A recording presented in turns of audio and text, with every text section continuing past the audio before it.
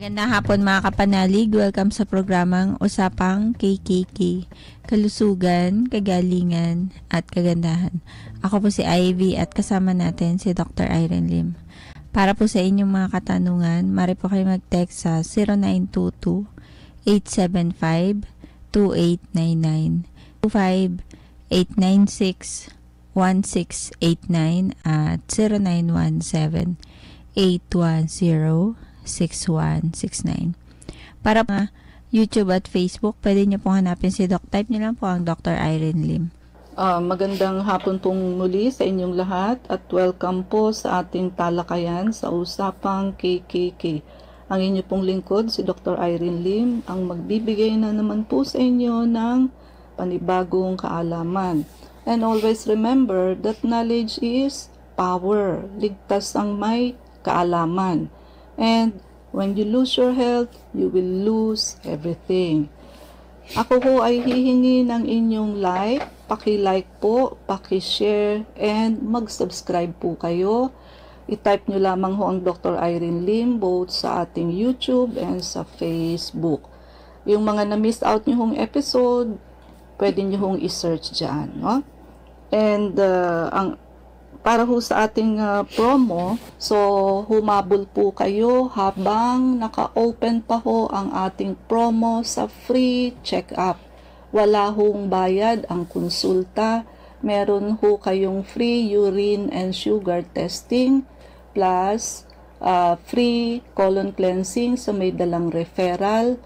And yung promo package po natin, malaki ang madi-discount ninyo sa package ho ng detox plus blood cleansing with or without vector scan. But choose the one with vector scan. Marami ho kayong benepisyong makukuha sa vector scan. Nadidetect ho nito ang ang mga sakit, no? Bago pa ho kayo magkaroon ng simptomas. And na pick up niya ho lahat ng mga mikrobyo, bacteria, virus, fungus, parasites, lahat ho ng chemicals and allergens, pati radiations. Makikita niya ho ang circulation kung barado ho ang mga ugat. Kaya ho yung may mga high blood, diabetes, heart attack, stroke, lahi ho ng ganyan ng pamilya, makikita na ho natin ahead so we can still do something about it. Yung may mga lahi din po ng cancer. So makikita na ho natin if you have yung tatlong root cause ng cancer. So may time pa ho tayo para alisin yan. At yung atin hong high dose vitamin C, which is yun ho ang blood cleansing na naka-promo po ngayon at nagsara na ho ang ating IV laser, ito ho ay high dose vitamin C. So meaning ho 10,000 to 25,000 milligrams. Nagkakaroon ho yan ng extra benefit kasi ho pag low dose vitamin C lang na iniinom natin na 500 milligrams, ang nagsaserve lang ho yan as vitamins and antioxidant. Pagka ho itong injectable high dose, nagkakaroon ho yan ng antibacterial, antiviral, antifungal, antiparasite, and antiprotozoal property. So lahat ho ng mikrobyo na papatay niya. At nagkakaroon pa ho ito ng anti-cancer property. So, paano ho nagkakaroon ng anti-cancer property? Sisipsipin ho o isa sa kakainin ho ng mga cancer cell, yung high-dose vitamin C na in-infuse natin hanggang sa sila ho ay lumaki ng lumaki until ma-blast natin siya at mag-rupture. Kasi ho, chemical structure ng vitamin C is very, very similar to sugar. At ang pagkain ho ng cancer cell is sugar. Microscopic blasting ang mangyayari. Hindi ho ito yung grossly naked, makikita nyo, puputok yung bukol. Hindi po, microscopically speaking. So, cancer cells, maliliit lamang ho yun. So, we have millions of cancer cells. Isa-isa ho yung magbablast at magra-rupture. Therefore, dahan-dahan hong liliit ang inyong bukol. And for those who are undergoing chemotherapy, radiation therapy, katutulong ho itong mag-alleviate ng symptoms of nausea, vomiting, yung paglagas ho ng buhok. So, ang pasyente ho ay lalakas kahit na ho kinikimo and niraradiation. No? So, ito ho ay transferable. So, pwede nyo pang regalo sa mga mahal nyo sa buhay. At ito rin po ay pwede nang i-prepaid. Bayaran nyo na po ngayon kahit di nyo pagagamitin para ho later, pag may time na kayo, naka-discount po kayo. No? Limited lamang po ang ating slot. Makihabol na po kayo. Magpalista na ho kayo at baka po kasi ito ay hanggang 2023 lamang. Habol po. Ang atin hong tatalakayin sa hapong ito ay tungkol po sa coronary artery disease, CAD. Ito ho ay isang condition ng puso wherein yung mga ugat ho or blood vessel supplying oxygen and nutrition to the heart muscle becomes narrowed, kumipot po at nabarahan due to build up ng plaque formation. Ito ho yung tinatawag nating atherosclerosis, hardening and thickening of arteries. At ito hong narrowing na to, of course, can reduce blood flow to the heart. Siyempre ho, nagnaraw, edi siyempre ho, kakaunting dugo ang makakadaan papuntang puso. And siyempre ho, pagka ganun, it will lead to chest pain. Mag-a-angina ho ang pasyente. Magkakaroon ho ng shortness of breath. So, chest pain, shortness of breath, and ang worst po, pwede hong atakihin sa puso. Ang mga cause, siyempre ho, plaque build-up. Nag-a-accumulate ho kasi ang cholesterol, fatty deposit, calcium, and other substances on the inner walls of coronary arteries. Doon ho sa endothelium, yung inner wall ng ating arteries. And kaya nga lagi ho natin sinasabi na kailangan ho ang liver, di ho ba katatapos lang natin sa liver. So ang liver ho, kailangan nagagawa niya pa yung role niya, yung kanyang filtering capacity. Why? Pagka ho hindi, lusot na lamang ho ng lusot tulad ng mga fatty deposit. Kasama ho doon ang cholesterol. Pagkakulang ho tayo sa antioxidant, especially if you are diabetic patient, malapot ho ang dugo. Siyempre ho, napepersa yung pag-agos niya sa lining ng arteries, nagkakaroon ho ng mga wear and tear, nasusugat ho, nabibitak, nalulubak. Lalo na rin ho kung high blood. O siyempre ho, napepersa din yung pagdaan ng dugo kasi nga ho makipot, narrowed. Dapat ho, ang magtatakip doon sa mga lubak-lubak na yon is antioxidant. So, kaso ho, pag kulang, kasi ho, puro karne, wala hong antioxidant ang karne. Nakukuha ho yan sa mga gulay, prutas. Ang magtatakip ho dyan is cholesterol patch. Ayun ho. So, si cholesterol ho ang tatakbo dyan para takpan ho yung mga bitak-bitak na yan at butas, no? Para ho hindi mag-bleed ang pasyente. So, may heroic role po ang cholesterol doon. Pero, dapat ho kasi ang cholesterol nasa normal level. Kasi pagka ho mataas yan than normal, yun ho yung mga cholesterol na naiiwan sa gilid ng mga ating arteries. Yun ho ang bumabara kasi nagiging cholesterol patch na dapat sana ay antioxidant like vitamin E, vitamin C, siya dapat ang magtatakip dyan. Now, sa clinic ho, di ho bang tulad ngayon, ang nakapromo ho natin is high-dose vitamin C. Ang high-dose vitamin C ho natin nakakapagpatibay with the help of vitamin C together with the collagen inside our body, nakakapagpatibay ho para hindi madaling magasgas, mabitak, wear and tear ang endothelium ng ating arteries. Pagkatapos ho, yung mga dati ng lubak at dati na hong gasgas, yung lysine ho ng amino acid, yun ho ang magpapatch dyan. So, lysine patch, hindi ho cholesterol patch. So, pagka natakpan na ho ng lysine galing sa amino acid, yung mga baraho, then hindi na ho didikit ang cholesterol kasi natakpan na hong lahat ng ating lysine. Kaya ho sa clinic, naglalagay tayo ng high-dose vitamin C and amino acid. Isa lang ho yan. Doon naman ho sa mga barang andyan na.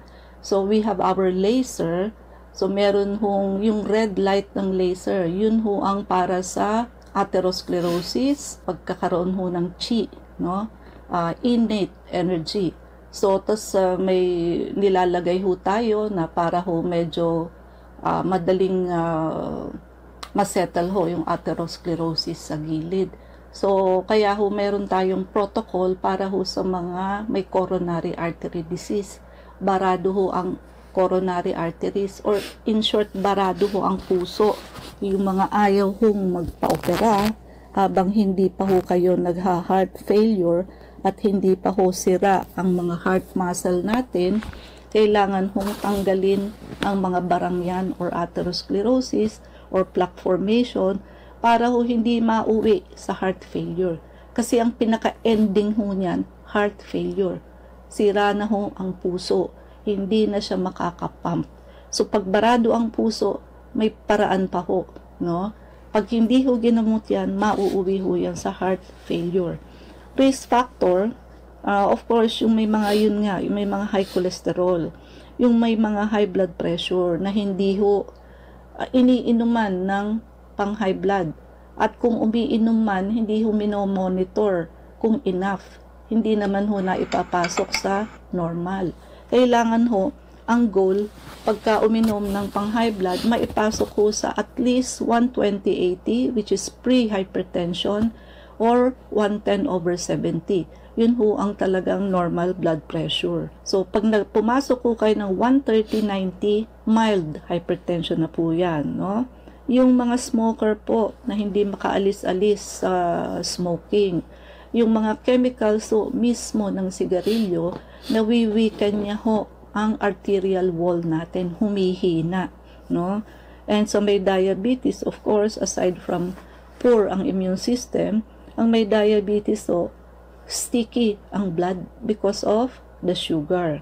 And syempre ho, obesity. Pagka mataba ang tao, o siyempre ho, kung sobra kayo ng 10 kilo, para kayong may bit-bit na 10 kilo, idinagan ninyo sa inyong katawan. Idinagan ninyo sa puso ninyo. Kasi ho, puso lang ho ang nagpapump, di ba? So, doon sa whole body, para supplyan ng dugo, may bit-bit ho yung katawan ninyo ng another 10 kilo. Para ho siyang, yung katawan natin, para ho siyang yung carabao na hinahatak niya yung dala niya, plus may karagdagan hong 10 kilo. Gaano ho ba kalaki ang ating puso? Fist size. So, isipin nyo yung ganyang kaliit lamang kamao para ho makapag-pump ng blood efficiently for the whole body with additional 10 kilos kung yun ho ang sobra sa timbang ninyo. So, overwork po. Pwede hong masira yung mga heart muscle, pati valve ng puso, sa sobra hong puwersa na gagamitin niya 24/7 sa pagpapump ho ng blood. Ganun ho ang burden na inilalagay natin sa puso pag tayo ho ay obese. Ayan, syempre ho, yung mga walang exercise, as we age, talaga hong nababawasan na yung physical activity, sedentary lifestyle, kumbaga ho, ang nilalakad bahay hanggang kotse, kotse hanggang office, ganun din ho pag uwi. Kaya ho kung hindi sasadyaing mag-exercise, wala na po talagang exercise. And of course, unhealthy diet. Sa atin hong healthy plate, di ho ba, dapat to 2/3 niyan fruits and vegetable. Kalahati ho, sabihin na natin half is fruits and vegetable, then 1/4 ho ang protein, 1/4 din po ang rice, no? Hindi ho yung puro rice tapos may kakaunting ulam. Hindi ho ganun, no? So, gulay, prutas, rich in fiber, yan ho ang makakapagpalusog ng ating katawan. And of course, so kaya nga ho at least twice a year. Then ang detoxification and blood cleansing program, ideally every 3 months. Para ho palaging nalilinis ho ang ating basic organs and ang ating hong ugat and dugo, no? So yan ho kasi ang basic. Pagka ho yung basic ang hindi natin ginawa, mangyayari ho sa atin puro tapal-tapal, band-aid treatment. Mataas ang BP mo, eto ang pang high blood. Mataas ang sugar, eto ang pangbaba ng sugar. But tanggalin nyo ho lahat yon, may diabetes and high blood pa rin ang pasyente. Because yung root cause, which is the gallbladder and liver with the dirty colon, yan ho ang pinagmulan ng lahat, no? Ng high blood, ng diabetes, mataas na cholesterol, uric acid, triglyceride, even cancer ho, dyan pa rin nagmula. Kaya ho, kung yung root cause na yan, hindi natin i-address, wala hong mangyayari sa gamutan, no? So, and for those na normally ho, so mga clinic ng ibang doktor, hindi naman ho talaga ginagawa yung detoxification and blood cleansing program. Kaya ho ang nangyayari, talaga hong control and suppression lamang, band-aid treatment. Ngayon, pagka ho graduate ka ng pagka-doktor mo, kala mo ang galing mo na, without realizing that all the things that you know is to diagnose and control and suppress only diseases, never about cure. When you say cure, wala akong balikan, magaling ka na. Kumbaga, hindi mo na kailangang mag-maintenance ng pang-high blood, pang-sugar, and others. So, sa karagdagan ho ng natural medicine and integrative medicine. So, yun ho ang role ng natural and integrative medicine. Wala hong masama na mag-maintenance kayo kung talagang kinakailangan naman. But, do not stop from there. Let us go down deeper, which is addressing the root cause. Which is, yun na nga ho, yung detoxification and blood cleansing program para ho yung basic organ, yung liver, gallbladder, colon, kidney, malinis ho. Matanggal ang mga germs and mga chemicals na na-accumulate ho since birth. Pag ginagawa nyo ho kasi yan, hindi kayo aabot sa bara sa puso. And of course, kailangan ho, healthy lifestyle. Yung mga tabaho, basically, napakalaking contributory factor ho yan sa pagkakaroon ng bara. Huwag ho kayong kumain ng taba. Huwag ho kayong kumain ng chicharon. Tanggalin nyo ho ang balat ng chicken and tanggalin nyo ho ang mga taba bago nyo palutuin. So para ho yung sabaw ninyo or yung sauce ninyo, hindi ho mamantika. Kasi ang nakukuha ho natin klase ng oil dito sa mga animals na to, saturated fats, which is bad fat. Hindi ho yung good fat. Tandaan ninyo, ang good fat lamang ho ay olive oil, virgin coconut oil, and fish oil. The rest are all bad fats, no? So, ibig sabihin ng bad fats, nakaka-contribute ho sa build-up ng bara. So, therefore, nakaka-cause ng narrowing and hardening of arteries due to plaque formation or build-up, reducing blood flow to the heart. And we call that what? Atherosclerosis, no? Yan ho ang kalawang sa gilid ng ating mga ugat. Yung mga ibang sakit pa ho, CKD or chronic kidney disease or inflammatory diseases may also contribute to the development of coronary heart disease. Siyempre ho, symptoms, it varies. Depende rin ho sa tao, no? Yung iba, nagcha-chest pain or chest discomfort. So, meron hong angina or stable and unstable angina. So, yung unstable angina, yun ho yung even at rest, nagcha-chest pain. Mas malala ho yun kesa sa stable angina. Kasi ho, nagcha-chest pain lamang kapag during exercise and pagka ho at work. Unstable even at rest. At rest pa nga lang, nagcha-chest pain ka na. How much more pag kumilos ka pa? So, mas malala ho ang unstable angina. Kinakapuso ng hininga, shortness of breath. So, syempre ho, kulang sa oxygen kasi kulang ho yung blood na pumapasok sa puso. Fatigue. Of course, you will feel weak and tired pagka ho kulang yung oxygen na pumapasok and nutrition. Sa ibang kaso ho, nagkakaroon ng palpitation. Dumadagundong ho yung heartbeat and may panghihina. For the diagnosis, siyempre ho, magsisimula yan sa ECG, stress test, 2D echo. Pagkabarado pa rin ho, aabot ho yan sa angiogram, which is may dye. That's why I discourage you from doing that. Wala ho kasing angiogram na walang dye. Pwede hong CT scan or MRI. So, hindi nyo na ho kailangan yun. Sa vector scan pa lamang ho, makikita nyo na ang mga bara sa circulation ninyo. Mas nauuna pa ho kesa sa itong mga binanggit nating test. And for the treatment, kung gusto nyo ho ng treatment na wala hong non-invasive, kasi ho, pag may nakitang bara sa inyo sa angiogram at nagpa angiogram kayo, bukod sa nilagyan na ho kayo ng dye, which is toxic to your body, it takes 2 to 3 days para ho mailabas nyo yan sa katawan. And hindi pa rin ho kayo sure kung 100% lumabas na. Because kung merong some percentage ng kidney ninyo na damage, hindi nyo na rin ho mailalabas lahat. Kasi kidney ho ang organ na maglalabas dyan o mag-e-excrete dyan. But ang normal creatinine ho kasi, which is ginagawa bago kayo i-angiogram, even if the result is normal, it doesn't mean that 100% okay si kidney. Hindi po. Tataas lamang ho kasi ang creatinine very late na ho kapag may na po 75% or more of the kidney is already damaged. So pagka ho hindi pa, normal pa ho ang result na lalabas. Kaya wag ho kayong magpalagay ng dye. Sa vector scan pa lamang ho, makikita na natin yan. Kung sa ospital, di syempre in-angiogram kayo. Kasunod na ho niyan angioplasty. Or pag hindi na ho kaya sa angioplasty, open heart surgery. Wherein, sa atin ho, may protocol ho tayo sa mga baradong ugat. Makikita na ho natin yan sa vector scan. May pasyente, marami ho kaming pasyente na angioplasty na. Then, ang complaint nga nila para daw ho silang hinolda. Pagkatapos, sabi niya, mabuti ho doktora kung maganda ang pakiramdam ko. Ito ho, hanggang ngayon lalakad lang ako ng 10 hakbang. Hinihingal na ho ako. Mabuti ho sana kung after angioplasty, okay na ako. Hindi nga po. You see? No? So, pero ho, ang mga nag-undergo ng protocol sa clinic, lumalakas po at natatanggal ang hingal. So, Ivy? Pwede po kayong tumawag sa 546-9412. Pwede rin po kayong mag-text sa 0925-896-1689 at 0917-810-6169. Welcome po muli sa Usapang KKK. Ako po si Ivy at kasama pa rin natin si Dr. Irene Lim.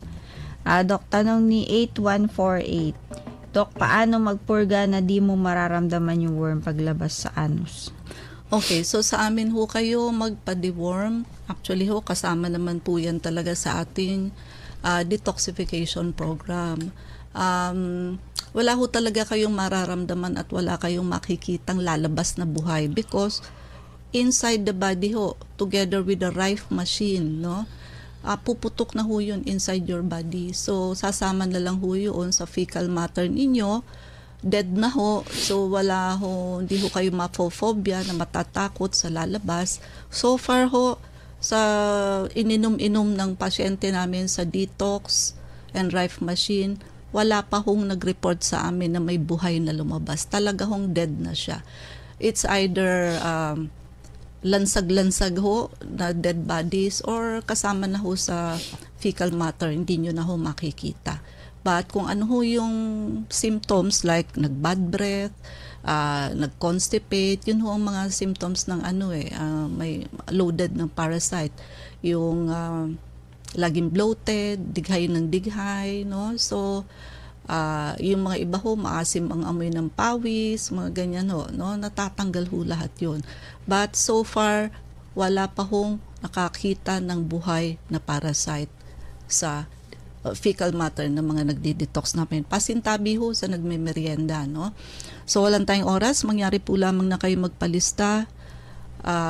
Unit 1101, Clinica Medica 101, Centuria Medical Makati, Salamanca Street Corner, Kalayaan Avenue, Makati City. So, ang landmark ho natin is along Makati Avenue, yung corner General Luna Street. Everyday ho, bukas ang clinic pati na rin Saturday and Sunday and even holidays. At kailangan lamang ho magpalista kayo ahead. Ay ang mga numero. Pwede po kayong tumawag sa 546-9412, 0922-875-2899. Pwede rin po kayong mag-text sa 0925-896-1689 at 0917-810-6169.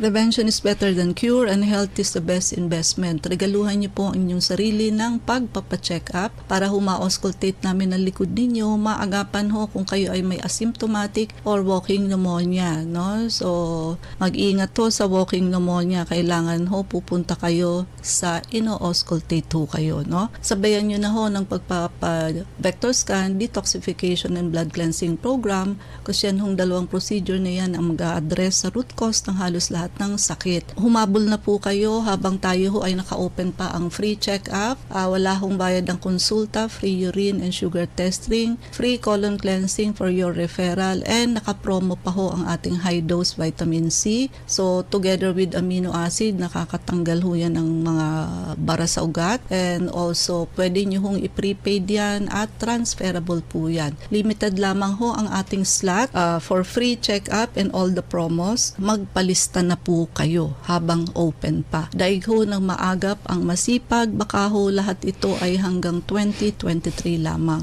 Paki-like, paki-share din po, mag-subscribe po kayo, paki-type lamang ho ang Dr. Irene Lim both sa YouTube and sa Facebook. Ivy? Please like us on Facebook. Account po natin ay Klinika Medica 101. Maraming salamat mga kapanalig sa pakikinig sa amin sa hapong ito. Abangan niyo po muli kami bukas alas 4 hanggang alas 4:30 ng hapon sa programang Usapang KKK. Kasama natin si Dr. Irene Lim. Ako po si Ivy at sumayin niyo ang katotohanan. Salamat.